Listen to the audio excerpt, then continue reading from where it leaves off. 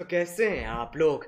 लेकिन वो ऐसा हिस्सा नहीं है कि अगर इसको कोई व्यवहार में नहीं लाता है तो इस्लाम से वो व्यक्ति जो है बाहर हो जाएगा।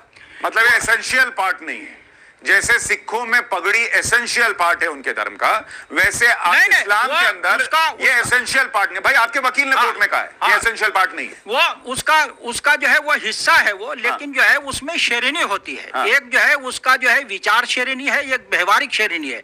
तो व्यवहारिक श्रेणी में जो है अगर कोई आदमी आता है, मसलन जो है नमाज पढ़ना बहुत जरूरी है और वह इस्लाम का बुनियादी हिस्सा है। ये बड़ी अच्छी बात कही है, लेकिन वो व्यवहार का हिस्सा है। ठीक है, वो जो है विचार का हिस्सा नहीं। विचार जो है वो मूल आधार जो है इस्लाम में है, तो उससे बाहर नहीं होगा। लेकिन वो आदमी जो है वो जो इस्लाम का आदर्श जो है वो कंडीशन है और स्थिति है, वो उसको नहीं माना जाएगा। उस माना जाएगा कि तो वो मैं जो ये है कह रहा हूं सर, जो इस्लाम का एसेंशियल पार्ट नहीं है, जरूरी नहीं है, किसी की मर्जी पर है। जरूरी है, वो जरूरी है लेकिन मर्जी है पर वो। लेकिन ये है कि वो ऐसा नहीं है कि वो इस्लाम से बाहर हो और अभी तो रुको, क्लाइमैक्स अभी बाकी है। हो जाएगा। हम बाहर नहीं होगा। तो स्कूल के अंदर हम पहन के ही जाएंगे, इसकी जिद क्यों है और इसको सुप्रीम कोर्ट में लड़ाई क्यों? मैं ये कह रहा हूँ सर, सुप्रीम कोर्ट में फिर क्यों लड़ रहे हैं अगर एसेंशियल नहीं है तो? नहीं, वो जरूरी है। वो जरूरी है या फिर लेकिन वो विचार का हिस्सा नहीं है कि अगर वो नहीं। मुझे एक बार मन बना के बताइए, जरूरी है या जरूरी नहीं है? जरूरी वो होता है सर कि जिसको आप छोड़ेंगे तो फिर आप इस्लाम को जो है नहीं मान रहे ढंग से। नहीं, वो ढंग से नहीं मान रहे, लेकिन वो मानने में जो है उसका जो है वो बिल्कुल जो है वो उसका सबसे नीचे का हिस्सा, निम्न स्तर का हिस्सा है वो। तो उसको नहीं मानने पर कोई गैर इस्लामिक हो जाता है? नहीं, गैर इस्लामी, लेकिन इस्लाम से बाहर नहीं होगा। वो बाहर नहीं होगा लेकिन इस्लाम के खिलाफ हो जाएगा। तो ये 4 महिलाएं गैर इस्लाम के खिलाफ हैं। ये इनका व्यक्तिगत मेरे को जानता मामला है। तो व्यक्तिगत मामला है, तो व्यक्तिगत मामला स्कूल पे क्यों थोपना सर? नहीं, मैं कहता हूँ अगर वो जो है जो पढ़ने के लिए जा रही है, अगर वो उस पर अमल नहीं कर रही, लेकिन अगर कोई उसको व्यवहार में लाना चाहती है। अरे तो लाना चाहती तो घर में लाएगी, मुझे ये बताइए। दोनों नहीं रोक सकते हैं अगर वो नहीं। अरे भाई तो घर में लाइएगा ना सर, आप स्कूल में थोड़ी लाइएगा। आप यहाँ क्या पहन के आएंगे मैंने थोड़ी डिसाइड किया। लेकिन क्यों डिसाइड? अरे भाई लेकिन कपड़े पहन के आएंगे ये तो डिसाइड करेंगे ना। आप कहेंगे मैं स्टूडियो में जो है हाफ पैंट में आऊंगा, मैं नहीं आने दूंगा हाफ पैंट में आपको। नहीं, वो आएगा क्यों? नहीं तो भाई मैं कह रहा हूँ क्यों आएगा, स्कूल में नहीं आएगा। अच्छी बात बोली, आपको अच्छी लगी। अंबर जैदी जी मुझे ये बताइए, एक तो आप लोग इस्लाम फॉलो करती हैं लेकिन आपने क्यों नहीं हिजाब पहना है, पहली बात। और दूसरी बात वो कह रहे हैं अब जरूरी पार्ट है लेकिन वहां उसकी मर्जी चलनी चाहिए अगर उसको स्कूल जाना है तो।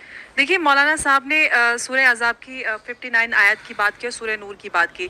जो 59 आयत की बात कर रहे हैं उसमें कहा गया है, ये आयत आई थी कि उसमें ये था कि ए पैगंबर कह दो अपनी बेटियों से और पत्नियों से कि वो अपने सर को ढका करे।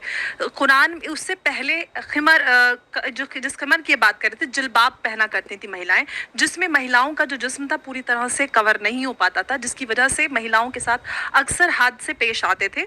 और उसी वजह से ये सारी चीज़ें हुई कि आप सही तरह से जिस्म को ढकें। तो जिस्म को ढकना ज़रूरी है। ऐसा नहीं है कि आप कपड़ों के ऊपर कपड़े और कपड़ों के ऊपर कपड़े पहन लें और तपती धूप में आप सिंथेटिक कपड़ा पहन के आप मर जाएं या बेहोश हो जाएं। शाबाश बेटा, बहुत बढ़िया। तो ये एक चीज़ है। और इससे पहले भी ये इस्लाम का नहीं है, अन्य धर्मों में अगर हम बात करें, यहूदियों में भी, क्रिश्चियंस में भी इस तरह की प्रैक्टिस पाई जाती है। हालांकि समय के साथ साथ बदलाव हुए हैं।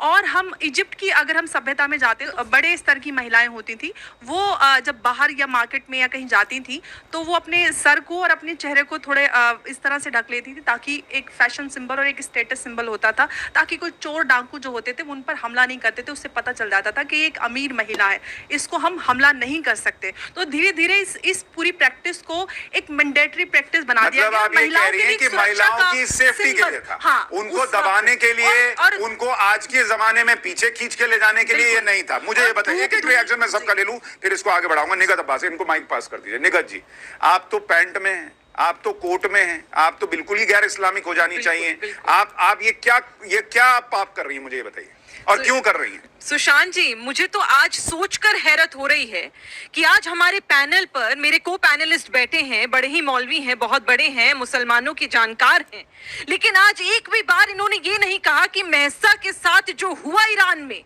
वो गलत था, क्योंकि वो हार्ट अटैक नहीं था सुशांत। अरे उनके सिर में चोट, वो हत्या की गई है। है। और सुशांत जी, ये जानकारी हमारे व्यूअर्स की तक होनी चाहिए कि वो हत्या सिर्फ ईरान की एक लड़की की नहीं थी, वो एक मैसेज दिया गया कट्टरपंथी कट्टरपंथियों के द्वारा उन तमाम देशों को जो इस्लाम के कट्टरपंथी तरीके से परेशान हो चुके हैं और फॉलो कर रहे हैं, फिर भी कि अगर आप हमारे तौर तरीके से नहीं चलोगे ना तो तुम्हारा यही हश्र किया जाएगा। कादरी साहब मुझे पहले ये बताइए, ईरान में महसा के साथ जो हुआ वो गलत हुआ?